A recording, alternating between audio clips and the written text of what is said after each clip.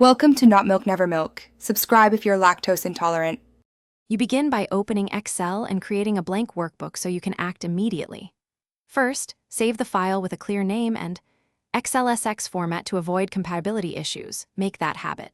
Next, type your headers in row 1, format them bold, and freeze the top row so your labels stay visible while you scroll. This keeps structure intact. Once done, adjust column widths to fit content and set basic number formats for any currency, dates, or percentages. Now populate your sheet with clean, continuous data so functions reference stable ranges. Use tables, Ctrl+T to auto-expand ranges and make formulas resilient.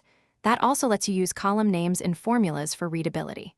Write formulas using equals sum, equals average, and equals if, and apply absolute references like $1.02 when a fixed cell must be preserved.